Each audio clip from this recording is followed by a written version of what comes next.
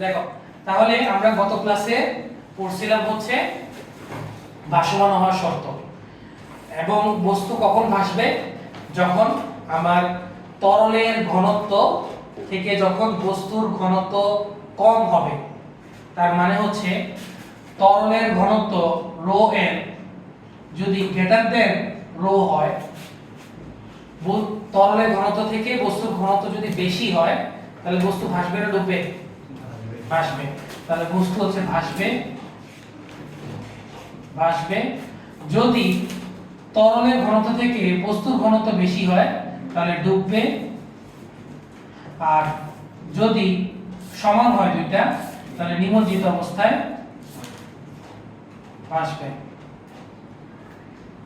নিমজ্জিত অবস্থায় ভাসবে। ঠিক আছে? যারা ক্লাস করা নাই, আগের ক্লাস কালকে ক্লাস পাও নাই, তারা রেকর্ড দেখে নিও। হ্যাঁ, ক্লিয়ার? এতটুকু। আজকে আমরা শুধু ম্যাথ করব, এগুলা ম্যাথ করলে আশা করি অনেক কিছু ক্লিয়ার হবে। দেখো কোশ্চেন নাম্বার 1। কোশ্চেন নাম্বার 1,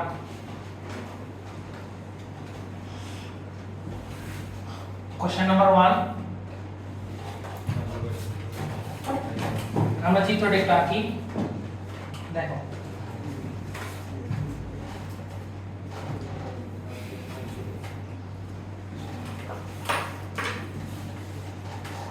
চিত্রটা আমরা একটু আঁকলাম।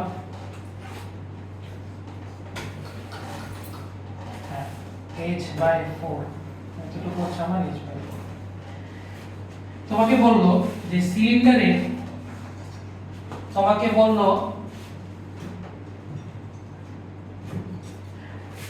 এটা মুছে দেই, আশা করি কোনো সমস্যা নেই। এটা পানি, সরি এটা তরল। তোমাকে বললো যে সিলিন্ডারের মোট উচ্চতা, সিলিন্ডারের মোট উচ্চতা 1/4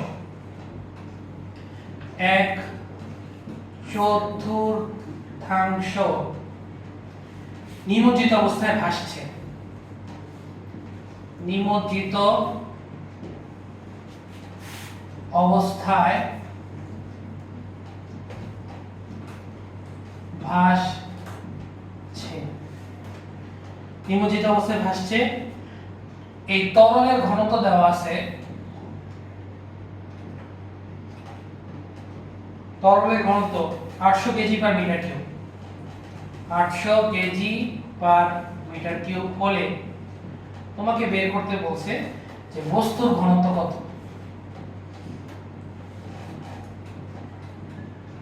বস্তুর ঘনত্ব কত?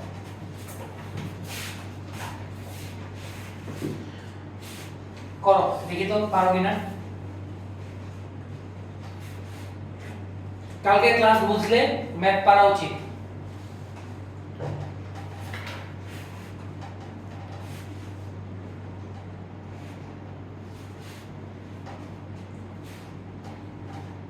সিলিন্ডারের মোট উচ্চতা 1/4 নিমজ্জিত অবস্থায় ভাসছে। তরলের ঘনত্ব 800 কেজি পার মিটার কিউব হলে বস্তুর ঘনত্ব আমার কত হবে? কি h/4, h/4 না লিখে এটা 1/4 লেখো। 1/4, 1/4 মানে 1/4 নিমজ্জিত আছে আর কি, এটা বুঝাইছে। তো আমরা জেনারেল কেস পরে আসছিলাম না? জেনারেল কেস আমরা কি করছিলাম মনে আছে? জেনারেল কেস আমরা পড়ছিলাম যে নিমজ্জিত অংশের উচ্চতা ইনটু তরলের ঘনত্ব সমান বস্তুর টোটাল উচ্চতা ইনটু বস্তুর ঘনত্ব। মনে আছে? যে আমরা সূত্রটা একটু মনে করাই। নিমজ্জিত অংশের উচ্চতা ইনটু তরলের ঘনত্ব সমান মোট উচ্চতা, বস্তুর উচ্চতা, বস্তুর উচ্চতা ইনটু বস্তুর ঘনত্ব। তার মানে আমরা পড়ছিলাম যে h1 রো l সমান h রো, মনে আসছে কত ক্লাসে? h1 rho l is equal to h rho, h1 rho l is equal to h rho. তাহলে h1 সমান কত আছে? নিমজ্জিত অংশের উচ্চতা কতটুকু ডুবছে? 1/4। তাহলে টোটাল উচ্চতা 1/4। তাহলে h1 সমান কি লেখা যায়? h into 1/4। তাহলে h1 সমান আমরা কি লিখতে পারি? h/4 লিখতে পারি কিনা? 1/4 ডুবছে। আর এই h দ্বারা কি বোঝাচ্ছে? এটা তো বস্তুর উচ্চতা। তাহলে টোটাল উচ্চতা হচ্ছে আমার h। এই যে টোটাল উচ্চতা আমার হচ্ছে h। আর এই যে যতটুকু ডুবছে এতটুকু ডুবছে, এই উচ্চতা এটা হচ্ছে আমার h/4। ক্লিয়ার? তাহলে দেখো আমরা বসাই মানগুলা। রো এর তরলের ঘনত্ব কত দেওয়া কোশ্চেনে? 800। তাহলে 800 কেজি পার মিটার কিউব। তোমাকে কি বের করতে বলছে? বস্তুর ঘনত্ব। এই যে বস্তুর ঘনত্ব বের করতে বলছে। তো বস্তুর ঘনত্ব হচ্ছে আমার রো। তো রোটা বের করব। মানগুলো বসাও। মানগুলো বসালে তো হয়ে যায় h/4 ইনটু রো এর হচ্ছে 800 is equal two h। h এর মতই থাকবে, রো এর মতই থাকবে। দেখো h কাটা যায়। তাহলে h যদি কাটা চলে যায় তাহলে সুতরাং রো এর মান চলে আসে 200 KG per metre cube. Clear কি না? সমস্যা থাকলে বলো ভাইকে।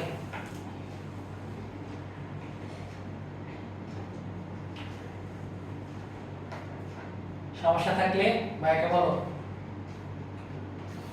Rho is equal to 200 KG per metre cube.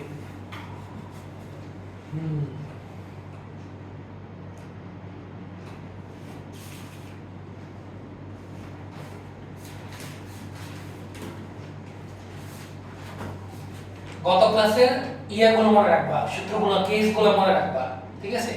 কেসগুলো যদি মনে থাকে তাহলে ইয়া ম্যাথ করতে সুবিধা হবে, ঠিক আছে? আমরা আজকে অনেক ম্যাথ করব, দেখবা ক্লাস শেষে এটা ক্লিয়ার হয়ে যাবে। এই জন্য কি নিমজ্জিত অংশের উচ্চতা? হ্যাঁ, আমরা তো ওইটা ধরেই আমরা সূত্র পাইছিলাম, তাই না? প্রথমে কি পাইছিলাম? প্রথমে পাইছিলাম v1 রো l সমান v রো। আমরা প্রথমে পাইছিলাম v1 রো l সমান v রো। এটাকে আমি ভেঙে তখন আমি এটা পাইছিলাম ক্ষেত্রফল এরিয়া দুই পাশ থেকে কাটাকাটি চলে গেছে, h1 রো l সমান h রো। ক্লিয়ার? আমরা ম্যাথ করব, আরো ম্যাথ করব, ক্লিয়ার হবে। তুলে তো সবাই। Next math.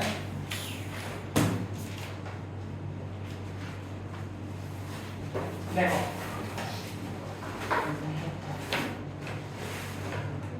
দেখো একটি বরফখণ্ড কোশ্চেন, একটি বরফখণ্ড খণ্ডের ঘনত্ব দেওয়া আছে 0.9 গ্রাম পার সিসি, সমুদ্রের পানিতে ভাসে। সমুদ্রের পানির ঘনত্ব দেওয়া আছে 1.1 গ্রাম পার সিসি। সিসি মানে কি? কিউবিক সেন্টিমিটার, ঠিক আছে? সিসি মানে হচ্ছে 1 সেন্টিমিটার কিউব, SCM কিউব, ঠিক আছে? বরফখণ্ডের কত অংশে সমুদ্রের পানিতে ভাসবে? বরফখণ্ডের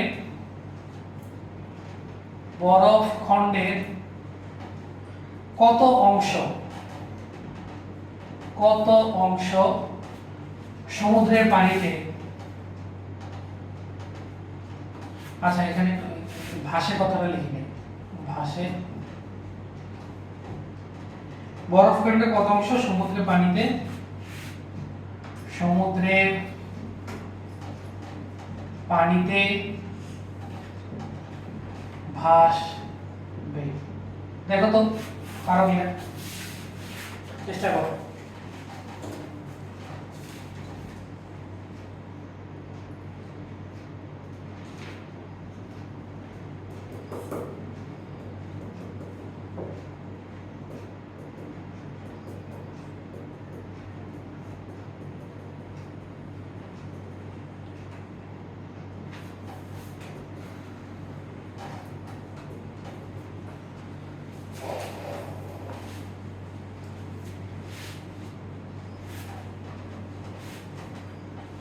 কালকে একটা কুইজ পরীক্ষা ছিল, কুইজ পরীক্ষাটা কালকে একটা বিএনপি সমাবেশ আছে, ওইটা কালকে ক্যান্সেল হয়ে গেছে এক্সাম, কিছুই বই নেই। ভালো হয়েছে এই বিষয়ে প্রতিদিন হইতেছে, এই প্রতিদিন ঢাকায় অনেক ঝামেলা, বিশেষ করে বুয়েটের এরিয়াতে। বুয়েটের এরিয়া তো কোথায়, ঢাবির সাথে না, ঢাবিতে যত ঝামেলা হয় তো বুয়েটেই হবে, পাশাপাশি এই কথা।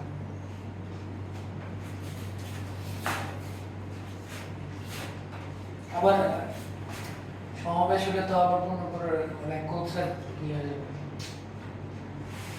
বৃহস্পতিবার আবার বুধবার রাতে কনসার্ট আছে। দেখো পারো কিনা, একটি বরফখণ্ড সমুদ্রের পানিতে ভাসে, বরফখণ্ডের খেয়াল করো, এটা বোঝা যাচ্ছে ভাসবে, কেন ভাসবে বলো তো? তুমি তোমার যদি এটা নাও বলতাম তাহলে তুমি বুঝতে পারছো কার ঘনত্ব কম, বরফের ঘনত্ব কম। আমি বলছিলাম যে তরলের থেকে বস্তুর ঘনত্ব কম হলে ভাসবে, বস্তুর ঘনত্ব যদি বেশি হয় ডুববে, আর দুইটা যদি সেম হইতো নিমজ্জিত অবস্থা ভাসবে। তাই আমরা কোশ্চেন দেখে বুঝতে পারবো না যে ভাসে নাকি ডুবে। তো আমাকে তবু বলে দিচ্ছে যে ভাসতেছে, এখন কত অংশ ভাসতেছে সেটা বের করতে হচ্ছে। কথা ক্লিয়ার? তো আমরা সূত্রটা কি পড়ে আসছি মনে আছে? v1 rho n, সব সময় এটাই মেইন সূত্র, এটাই v1 rho n সমান v rho, এটা তো মুখস্থ হয়ে যায় সূত্রটা। v1 rho n সমান v rho, যেখানে v1 দ্বারা কি বোঝাচ্ছি আমরা, নিমজ্জিত অংশের আয়তন, rho l দ্বারা তরলের ঘনত্ব লিকুইড l দ্বারা বোঝাচ্ছি, v দ্বারা কি বোঝায় বস্তুর আয়তন, আর rho দ্বারা বোঝাচ্ছি বস্তুর ঘনত্ব। তাহলে শুধু v1 এর ব্যাখ্যাটা লিখে দিই, এটা একটু পেস লাগে তোমাদের। নিমজ্জিত অংশের আয়তন, নিমজ্জিত অংশের আয়তন, এটা হচ্ছে v1, ক্লিয়ার? তো rho l এর মান কত দেওয়া আছে, তরলের ঘনত্ব কত, সমুদ্রের পানি 1.1 গ্রাম পার সিসি।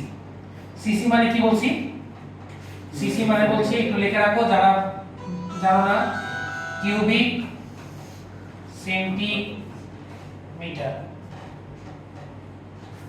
সিসি মানে হচ্ছে কিউবিক সেন্টিমিটার। আর বরফখণ্ডের ঘনত্ব রো, রো কত দেওয়া আছে 0.9 গ্রাম পার সিসি। ক্লিয়ার? না বুঝলে ভাইকে বলবা, ঠিক আছে? আর ভি তো বস্তুর আয়তন আমরা জানি, ই হচ্ছে বরফখণ্ডের আয়তন, বরফখণ্ডের আয়তন। আমরা এটা করে ফেলি, v1 v1 এর মধ্যে থাকবে, রো এর জায়গায় বসবে হচ্ছে 1.1, v v এর মধ্যে থাকবে, আর রো এর জায়গায় হবে 0.9।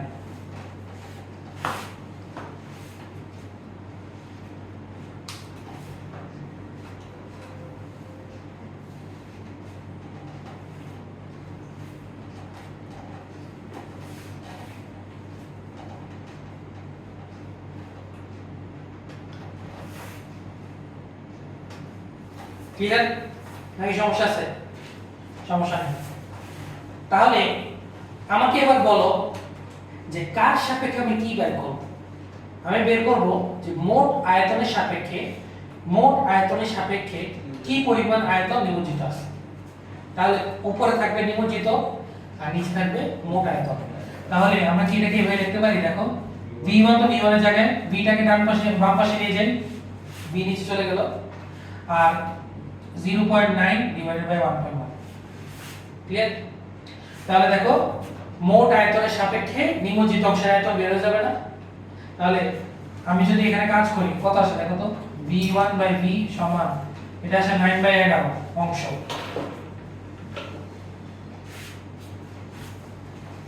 9/11 অংশ। 10 দ্বারা গুণ দাও লব আর হরকে, তাহলে উপরে থাকবে 9, নিচে থাকবে 11। শেষ। মুখে মুখে করা যায়। ভাইয়া যদি চিত্রটা আঁকি, চিত্রটা একটু দেখো তাহলে আরো ভালো বুঝবা, চলতে পারবা। আগে বুঝো জিনিসটাকে, বুঝো, বুঝার পর তুলো। পুরাটা যদি আমার এক অংশ হয়, পুরাটা যদি আমার এক অংশ হয়, তাহলে তার কত অংশ নিমজ্জিত আছে দেখো। আমরা কি পেয়েছি, কত অংশ নিমজ্জিত? 9/11, 9/11। তাহলে বাকি কতটুকু? এটা তো নিমজ্জিত, তাই না? নিমজ্জিত। আর উপরেটা তাহলে কি? ভাসমান। ভাসমান। তাহলে পুরোটা যদি এক অংশ হয়, নিমজ্জিত যদি 9/11 হয়, তাহলে বাকিটা কত হবে? 1 - 9/11। শেষ। ম্যাথটা এটা বের করতে বলছে। তাহলে সুতরাং ভাসবে হচ্ছে 1 - 9/11 অংশ সমান 2/11 অংশ। কে বুঝো না বলো, কে বুঝো না?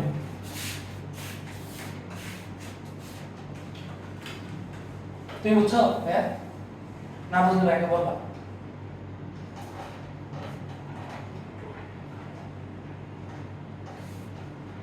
টু বাই 11 অংশ। যদি শতকরাতে বের করতে বলে তাহলে 100% দিয়ে গুণ দিব, তাহলে পার্সেন্টেজে চলে আসবে। সব জিনিস খুবই মজার।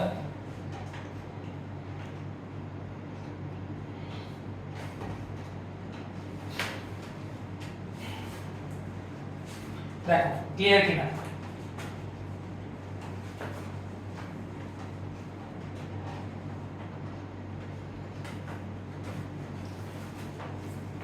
তোমাদের কাজ হচ্ছে কোনটা দিয়ে কি বোঝায় এটা মনে রাখা। v1 দ্বারা কি বোঝায়, রো এল দ্বারা কি বোঝায়, v দ্বারা কি বোঝায়, রো দ্বারা বোঝায়। তোমরা ম্যাথগুলো পারবা, নিজেরাই পারবা। তোমাদের যেখানে প্যাস লাগবে সেখানে হচ্ছে এই কোনটা দিয়ে কি বোঝায় এটা মনে রাখতে। শুধু এটা মনে রাখো, বাকি সব অটোমেটিক্যালি ম্যাথ হয়ে যাবে। কথা বুঝাইছে? তাহলে আমরা আরেকটা ম্যাথ করি। দেখো নেক্সট কোশ্চেন। কোশ্চেনটা আমরা একটু লিখি কেটে।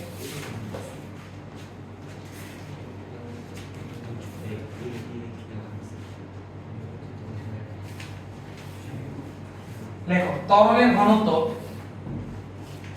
তরলের ঘনত্ব রো এল সমান 1200 KG per metre cube. 1200 KG per metre cube ও গোলকের ব্যাসার্ধ, ও গোলকের ব্যাসার্ধ আর সমান 2 সেন্টিমিটার। গোলকের ভর কত হলে, গোলকের ভর কত হলে গোলকটি তরলে, গোলকটি তরলে সম্পূর্ণ নিমজ্জিত অবস্থায় ভাসবে। সম্পূর্ণ নিমজ্জিত অবস্থায়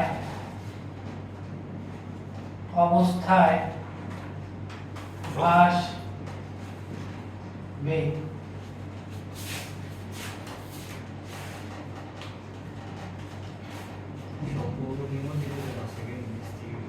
ওই যে S3 উপরে তো আছে না, কি ভিতরে রাস্তা, ভিতরে মানে একদম নিমজ্জিত অবস্থায় সে সাবমেরিন। সাবমেরিন মনে রাখবে, নিমজ্জিত অবস্থায় ভাষা মানে submarine.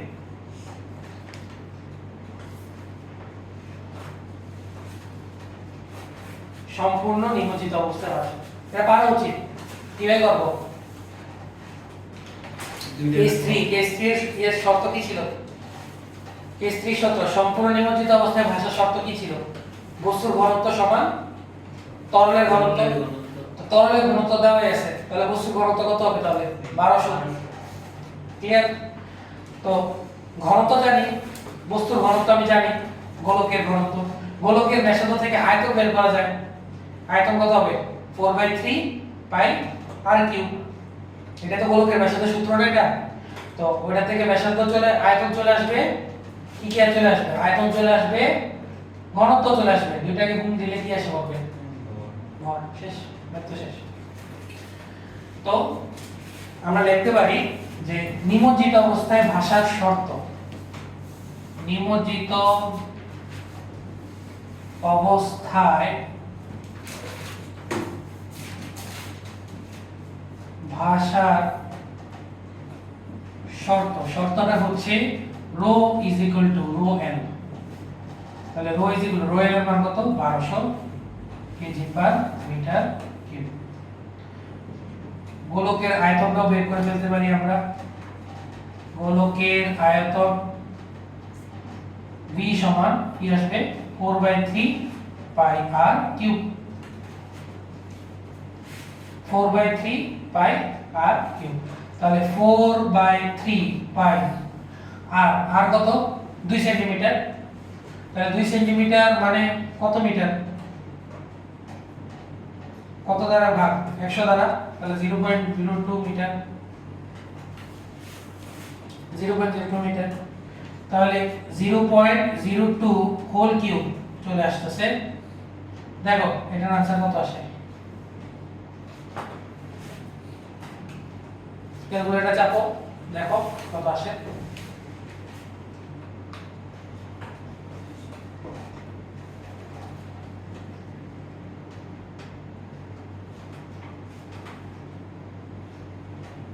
What? 3.35 into 10 to the power minus 5 metre. তাহলে এটা হচ্ছে আমার গোলকের আয়তন v। তাহলে শেষ, আমার ম্যাথ তো শেষ। তাহলে আমরা জানি m সমান v রো, বা m সমান v এর মান পাইছি 3.35 into 10 inverse 5 আর রো এর মান পাইছিলাম আমরা 1200। তো কেজিতে আমরা নিই, কত আসে দেখো তো?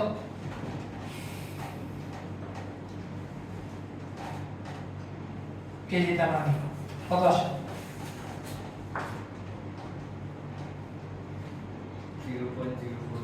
0.04 আরো 0.21 পুরোটা বলবা, কারণ হচ্ছে ছোট মান তো পুরোটাই বলবা। তো অনেক ছোট হয়ে গেছে না কেজি হিসেবে, তো এটা কিসে নিয়ে যাবো? গ্রামে নিয়ে যাই। 1000 দ্বারা গুণ দিই, 1000 দ্বারা গুণ দিলে কত থাকে? 40.21 গ্রাম। ছোট মান থাকলে অলওয়েজ মনে রাখবা জিনিসটাকে গ্রামে নিয়ে যাবা, মানে আরো ছোটতে নিয়ে যাবা, তাহলে আনসার সুন্দর দেখায়। যাই বুঝছই, না বুঝলে বললো ভাই। কালকে তো আমার ক্লাস ক্যান্সেল, কালকে ক্লাস দিব তোমাদের? কালকে ক্লাস দিলে তো বাকিরা জানবে কিভাবে? গ্রুপে তো সবাই একটি থাকে না, শেষ পর্যন্ত ফোন দেওয়া লাগে সবাই।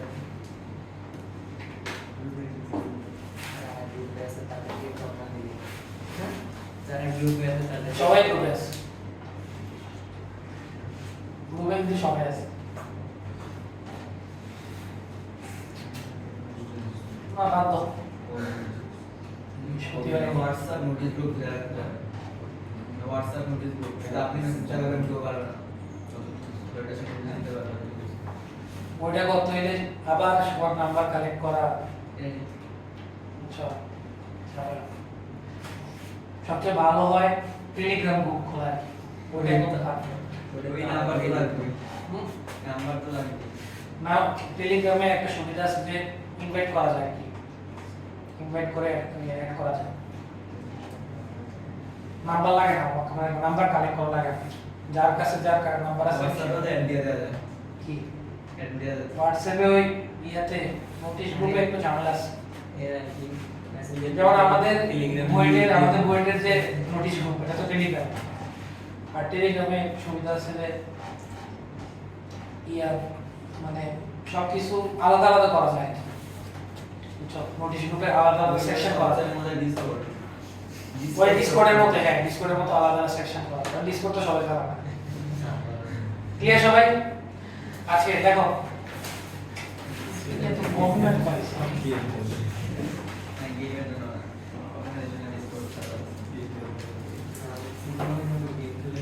আমরা একটা সৃজনশীল করব, হ্যাঁ বোর্ডে একটা আসা সৃজনশীল করব, দেখি বোর্ডে আসা একটা সৃজনশীল করব।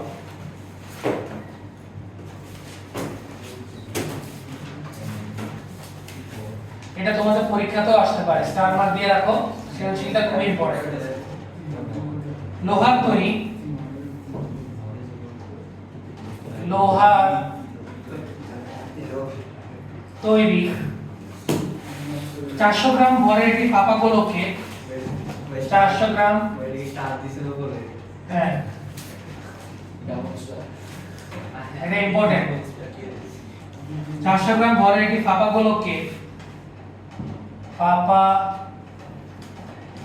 গোলককে কেরোসিনে সম্পূর্ণ নিমজ্জিত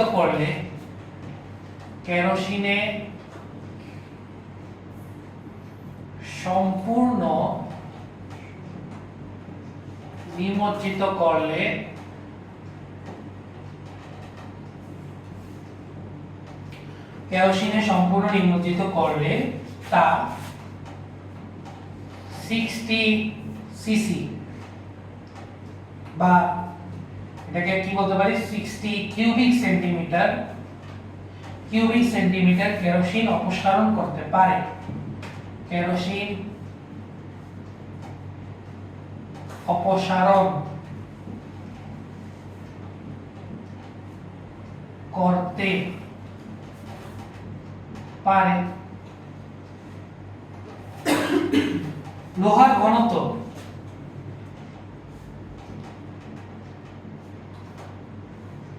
লোহার ঘনত্ব 7800 কেজি পার মিটার কিউব।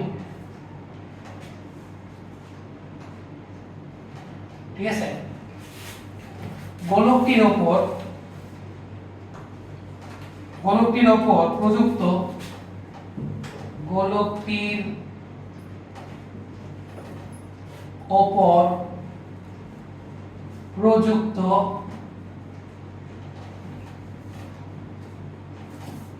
ঊর্ধ্বমুখী প্লবতা বল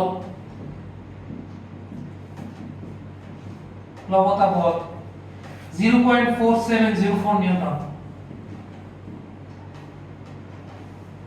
4704 নিউটন। সৃজনশীল তো এটা কোশ্চেনটা বড়। লোহার গোলকটি কেরোসিনে কি অবস্থায় থাকে? লোহার গোলকটি কেরোসিনে কি অবস্থায়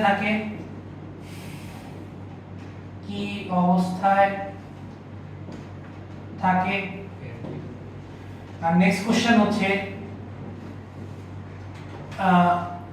গোলকটির পুরুত্ব নির্ণয় করো। গোলকটির পুরুত্ব নির্ণয় করো।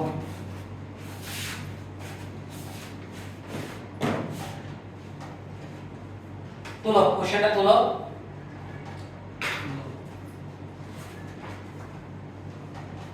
তুললে চেষ্টা করো, পারো কিনা। এটা সৃজনশীল, এটা বোর্ডে আসছে। কোন বোর্ডে আসছে জানি না, কিন্তু বোর্ডে আসছে।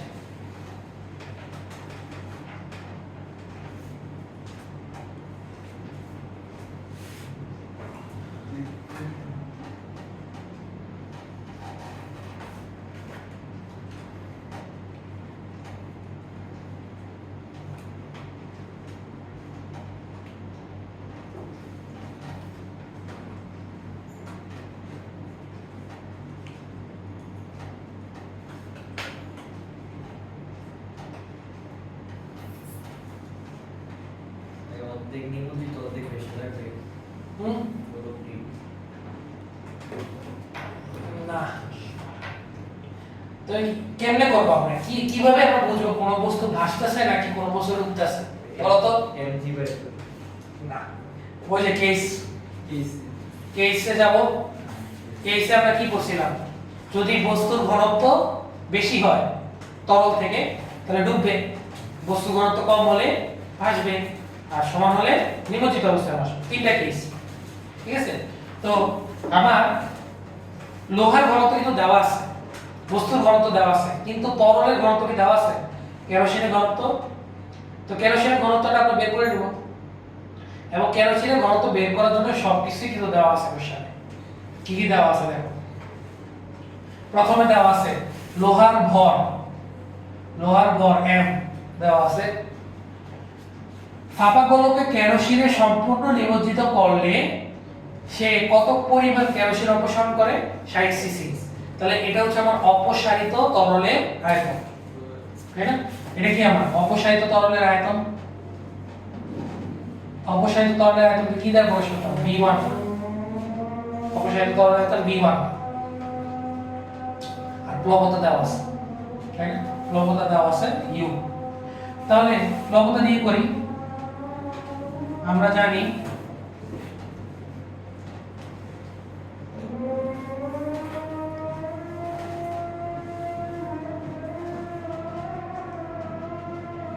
মনে আছে প্লবতা সূত্র V1 ρ L G।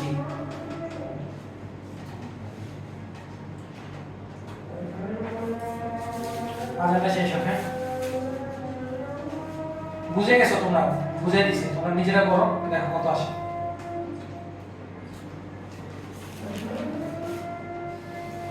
নিজেরা করো।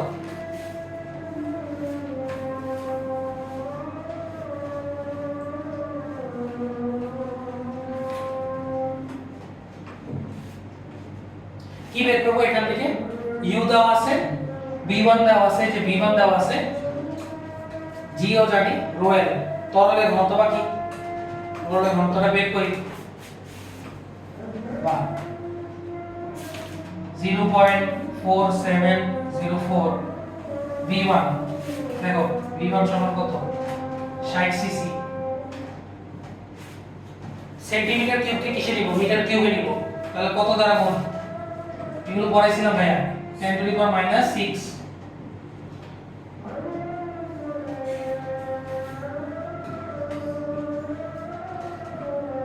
রোয়েল বের করব, দেখো রোয়েল কত আসে? 10⁻⁻6 এটা করতে 1 সিসি সমান 10⁻⁻6 মিটার কিউব। মনে রাখো,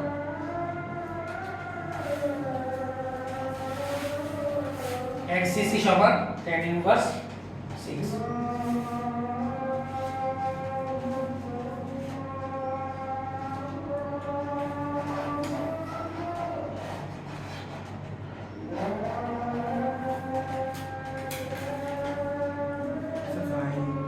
হ্যাঁ?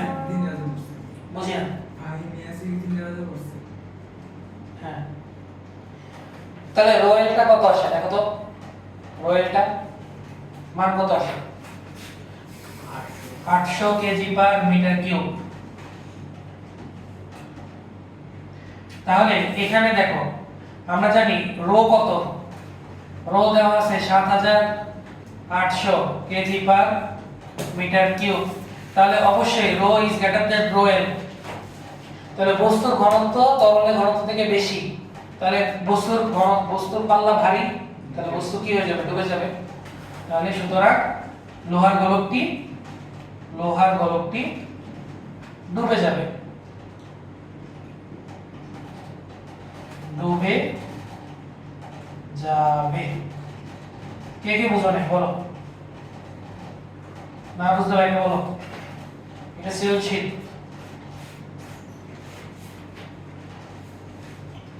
লোহার গোলকটি ডুবে যাবে। এক নাম্বার আমাদের শেষ। এবার আসো গোলকটার পুরুত্ব, খুবই ইম্পর্টেন্ট একটা কোশ্চেন।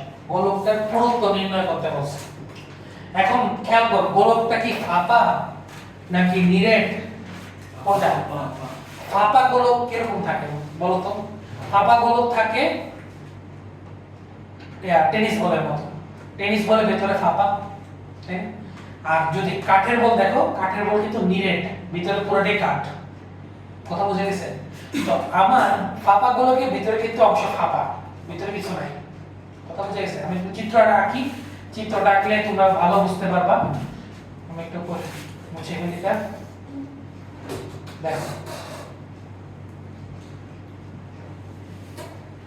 খেয়াল করো, একটা টেনিস বল আমরা চিন্তা করি, হ্যাঁ টেনিস বলে অবশ্যই একটা পুরুত্ব আছে। আমরা যদি এটাকে কাট করি তাহলে আমরা এরকম পাচ্ছি না, জিনিসটাকে এরকম পাবো।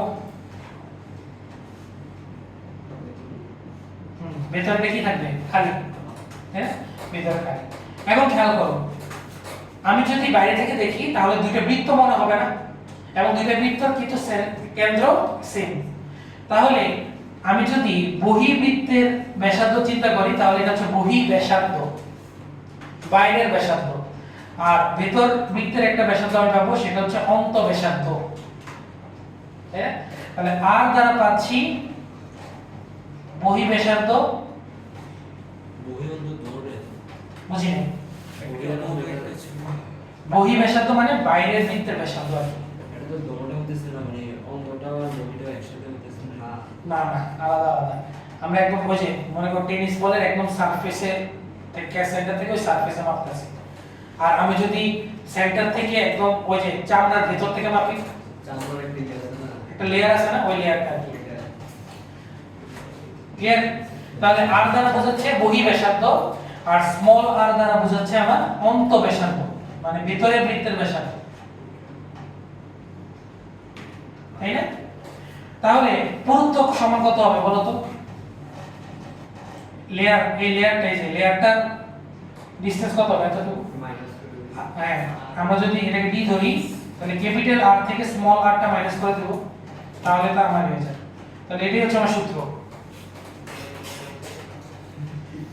ক্যাপিটাল আর মাইনাস স্মল।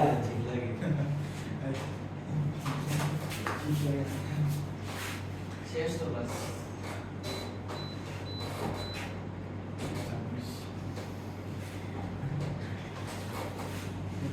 ঠিক আছে?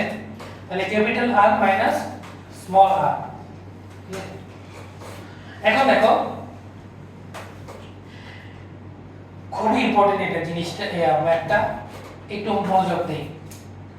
ম্যাথের সাথে সাথে দেখো ভেতরে কি, আমি যদি এই ফাঁপা গোলকটাকে মনে করে টেনিস বলটাকে আমি যদি ডুবাই তাহলে কতটুকু আয়তন আমার অপসারণ হবে তরলের? 60 সিসি, তাই না? তো 60 সিসি সমান আমার অবশ্যই এই গোলকের আয়তনের সমান হবে। কথা বোঝা গেছে কিনা? তাহলে আমি গোলকটাকে যদি ডুবাই, টেনিস বলটাকে যদি ডুবাই, তাহলে আমার 60 সিসি কেরোসিন অপসারণ হচ্ছে, এবং অবশ্যই ওই 60 সিসি আয়তনটা গোলকের আয়তনের সমান। এটা তো আমরা বুঝতে পারছি, সমান পরিমাণ পানি তরল অপসারণ করবে। তাহলে এখন আমাকে বুঝতে হবে যে এখানে গোলকের কোন আয়তনটা ধরবো। আমি কি 4/3 পাই ক্যাপিটাল আর কিউব ধরবো, নাকি 4/3 ক্যাপিটাল স্মল আর কিউব ধরবো? কেন ক্যাপিটাল আর কিউব? তাহলে পুরো এই যে এটা পুরোটা একটু জায়গা দখল করবে। তাহলে আমরা কি শর্ত মতে লিখতে পারি? শর্ত মতে v1 সমান 4/3 পাই ক্যাপিটাল আর কিউব, যেখানে v1 দ্বারা বোঝাচ্ছি অপসারিত তরলের আয়তন। v1 দ্বারা কি বোঝাচ্ছি? v1 দ্বারা বোঝাচ্ছি অপসারিত তরলের আয়তন, তরলের আয়তন। তো এখান থেকে আমরা ক্যাপিটাল আরটা বের করে ফেলতে পারি। 60 সিসি মানে হচ্ছে 60 * 10⁻⁶। এটা আমরা একটু পরে আসছি। 4/3 পাই ক্যাপিটাল আর কিউব। বের করো ক্যাপিটাল আর এর মান। আর কিউব সমান 4/3 এর পাশে গেলে 3/4 হয়ে যাবে, 10⁻⁻⁶। 3 উপরে উঠে যাবে, 4 পাই নিচে চলে যাবে। আর এখান থেকে আমরা চাইলে আরটা বের করে ফেলতে পারি। আরটা হচ্ছে ঘনমূল হবে √60 ইনটু tan ইনভার্স 6 ইনটু 3/4 পাই। দেখো কত আসে ক্যাপিটাল আর এর মান। সুতরাং ক্যাপিটাল আর এর মান কত আসে?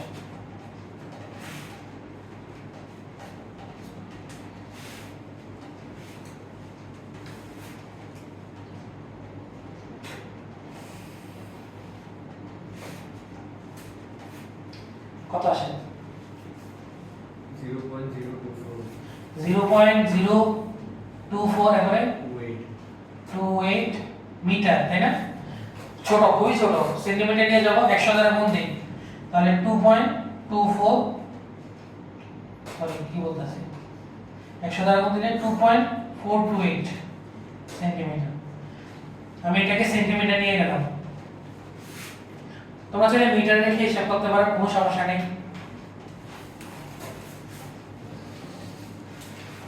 আমি এটাকে সেন্টিমিটার নিয়ে গেলাম। ক্লিয়ার? আচ্ছা, এটা আমরা বুঝতে পারলাম। এবার আমার কাজ কি? ক্যাপিটাল আর চলে আসছে, স্মল আর লাগবে, তাই না? এখন আমাকে বলো যে এই ফাঁপা গোলকের ভর যখন আমি বের করব, তখন ভর বের করার ক্ষেত্রে এই মাঝখানের যে অংশটা, এই মাঝখানের অংশের কোনো অবদান আছে? না। আমার এই পাপা গোলকের ভর শুধু এই ডোরা কাটা দাগের মধ্যে সীমাবদ্ধ না? ডোরা কাটা দাগের মধ্যে সীমাবদ্ধ। ভেতরে তো আমার এটা কোনো ভূমিকা রাখতেছে না, কারণ ভেতরে তো কিছুই নেই, বাতাস ছাড়া। কথা বুঝা গেছে? তাহলে আমি যখন খেয়াল করো, আমার কিন্তু ভর দেওয়া আছে এবং আমি এটা কি জানি, আমি এটা ঘনত্বও কিন্তু জানি। তাহলে আমি কি লিখতে পারি যে m সমান v রো লিখতে পারি কি? তাহলে দেখো আমরা লিখতে পারি, এটা মুছে দেই, এটা আমরা মুছে দেই। দেখো আবার গোলকের ভর m সমান v রো, এটা আমরা জানি, তাই না? এখানে খেয়াল করো m এর মান হচ্ছে কত? 400 গ্রাম। কোশ্চেনে দেওয়া ছিল, মানে 0.4 কেজি। 0.4 কেজিতে নিয়ে গেলাম। এবার বলো v কত হবে? খেয়াল করো v কিন্তু এই মাঝখানে কিন্তু ভরের কোনো ইয়া রাখে নেই, তো এটা ভর বাদ দিয়ে দিতে হবে না? তো আমি যদি বড় আয়তন মানে বহিঃব্যাসার্ধের আয়তন থেকে আমরা যদি অন্তঃব্যাসার্ধের আয়তনটা বাদ দেই, মানে এই মাঝখানে থেকে অন্তঃব্যাসার্ধের আয়তন না, অন্তঃব্যাসার্ধের আয়তনটা যদি বাদ দেই, তাহলে তো আমি এই ডোরা কাটা দাগের আয়তনটা পেয়ে যাচ্ছি। হ্যাঁ, তো আমার তো কাজ হচ্ছে এই ইয়াতে বের করা, স্মল আরটাতে বের করা। কথা বুঝে গেছি না? আমি আবার বলি জিনিসটা। গোলকের ভর m সমান v রো, m এর মান কত? 400 গ্রাম, মানে 0.4 কেজি। এটা তো বুঝতে পারছি। এখন আমাকে বলো যে এই ভরে গোলকের ভরে এই মাঝখানের অংশে কোনো অবদান আছে কিনা? না। মাঝখানে তো কোনো ম্যাটেরিয়াল নাই, উপাদান নাই, খালি। তো আমি এই অংশটা বাদ দিয়ে দিতে হবে না গোলকের ভর নির্ণয়ের ক্ষেত্রে? তাহলে আমি যদি বহিঃব্যাসার্ধের আয়তন থেকে, বহিঃব্যাসার্ধের আয়তন বলতে বোঝাচ্ছি এই 4/3 পাই r cube, capital R cube, এটা থেকে যদি আমি এই মাঝখানের অংশটা বাদ দিয়ে দেই, মাঝখানের অংশ কত হবে? 4/3 পাই স্মল r কিউব বাদ দিয়ে দিই, তাহলে তো আমি এই পুরুত্তর অংশের আয়তনটা পেয়ে যাচ্ছি। কথা বুঝে গেছি না? তাহলে আমরা লিখতে পারি না 4/3 pi capital R cube minus 4/3 pi small r cube, small r cube into rho.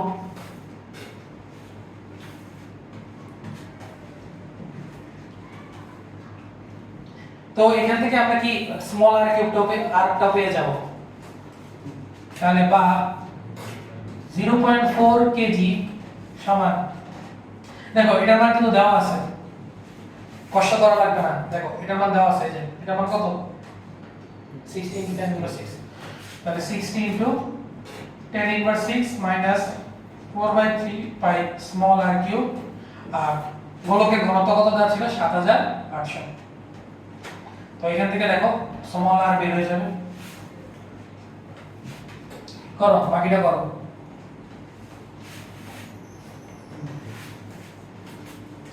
বাকিটা করো, স্মল rটা বের করতে হবে।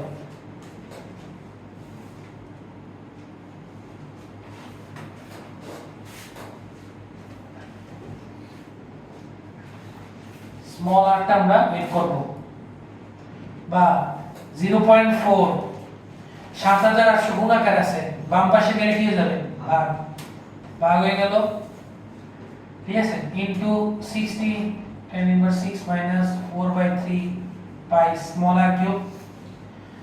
হিসাব করে দেখো তো কত আসে, দেখো এটাকে মাইনাস, এটা ওই পাশে নেব প্লাস, আর এটা এই পাশে আসবে মাইনাস, তাহলে 4/3 পাই স্মল r কিউব সমান 60 into tan inverse 6 minus 0.4 কে 7800 দিয়ে ভাগ, কত আসে দেখো, এখানে ডাইরেক্ট r এর মানটা বের করে ফেলতে হবে। আমি সহজ করে দিলাম, বাকিটা করো।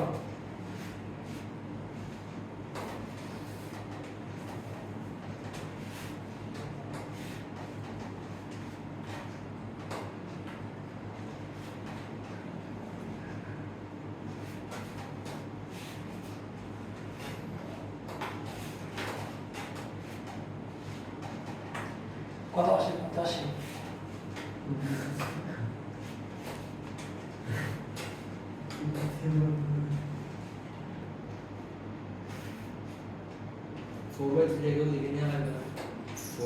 হ্যাঁ 3/4 3/4 পাই, এবার আবার ঘনমূল করা লাগবে 0. ঠিক আছে 0.0 না 18 না 12 সামথিং তোমার ডাইরেক্ট শুধু আর ডাইরেক্ট বাইট করলে এটাই আসে। দাঁড়াও, আমার কাছে আছে।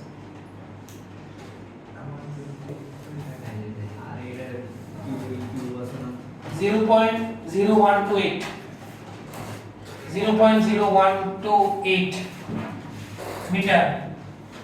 তো এটাকে আমরা কিসে নিয়ে যাব, সেন্টিমিটারে, যেটা এটাকে সেন্টিমিটার নিছি, তাহলে সেন্টিমিটার নিলে আর এর মান কত আসে 1.28 সেন্টিমিটার। তাহলে সুতরাং পুরুত্ব চলে আসছে, পুরুত্ব d সমান capital R minus small r, তাহলে 2.428 থেকে 1.28 আমরা বাদ দিই, বাদ দিলে কত আসে দেখো তো,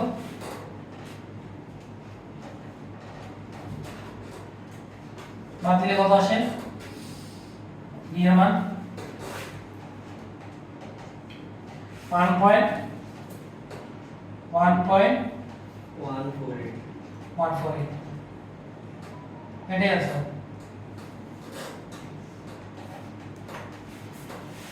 কে কে বুঝো নাই বলো,